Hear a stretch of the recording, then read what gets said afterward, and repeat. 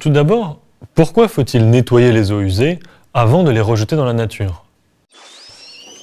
Après tout, jusqu'à une époque récente, les égouts se déversaient directement dans les rivières, dans la mer ou même dans les champs en guise d'engrais.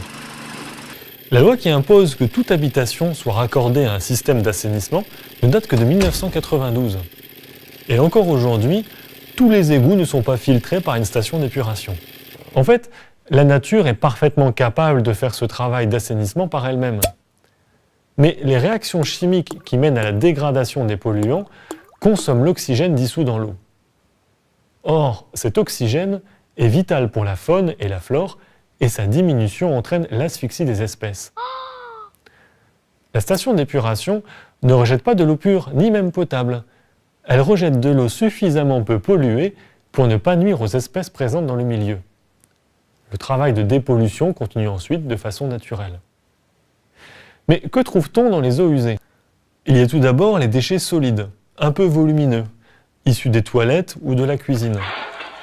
Ce sont par exemple des lingettes en papier, des cotons-tiges en plastique et toutes sortes d'objets qui ne peuvent pas se dissoudre dans l'eau. Certains de ces objets sont pourtant biodégradables, mais ils n'ont pas le temps de se dégrader complètement avant d'atteindre la station d'épuration.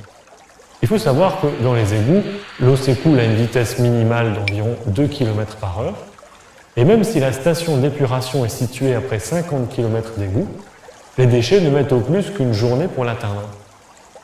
Or, les temps de dégradation des déchets sont bien supérieurs à une journée. Par exemple, le papier toilette met plusieurs semaines pour se dégrader complètement, et un mouchoir en papier met plusieurs mois. Eh bien, pour nettoyer les eaux usées de tous ces déchets, on fait tout simplement passer l'eau à travers des grilles avec des trous de plus en plus petits. C'est le dégrillage. Les déchets récupérés sont envoyés à la décharge.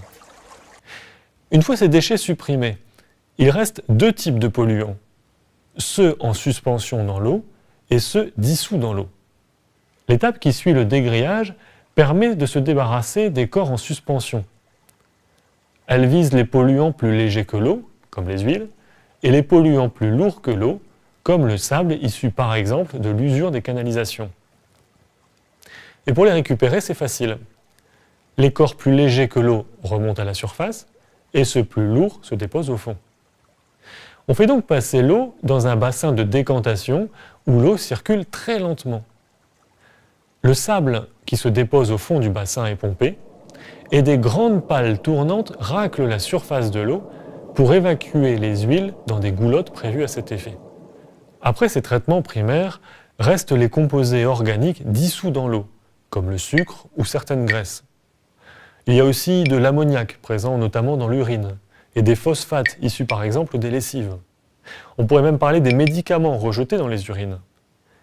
Tous ces produits vont consommer beaucoup d'oxygène dissous dans l'eau, et peuvent même être des poisons directs pour la faune et la flore aquatique.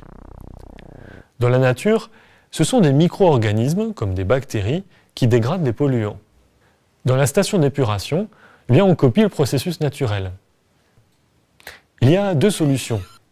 Soit on reproduit exactement le processus naturel en l'optimisant, c'est le lagunage naturel, soit on le copie en l'amplifiant et en l'accélérant, c'est la méthode des boues activées. Et cette méthode des boues activées est la plus courante en France. L'eau passe en fait dans un bassin de décantation possédant une très forte concentration de bactéries qui se nourrissent des polluants.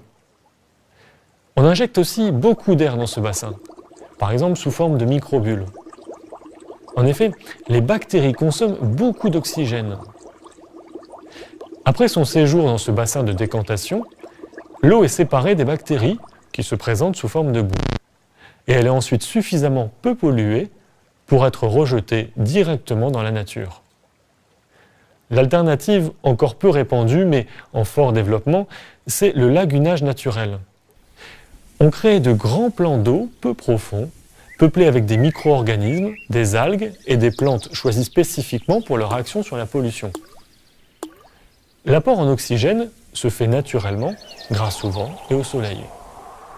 Ce dernier est en effet à l'origine des processus de photosynthèse des algues, qui vont transformer le CO2, le gaz carbonique, en oxygène. Le lagunage a cependant un inconvénient. Il faut compter une surface de plan d'eau de 15 mètres carrés par habitant. Il est donc mis en place essentiellement par des villages. Il existe encore de nombreux autres traitements qui sont appliqués en fonction des caractéristiques des eaux à nettoyer et en particulier des polluants qu'elles contiennent. Et de nouvelles techniques voient régulièrement le jour pour encore améliorer la qualité des eaux rejetées dans la nature.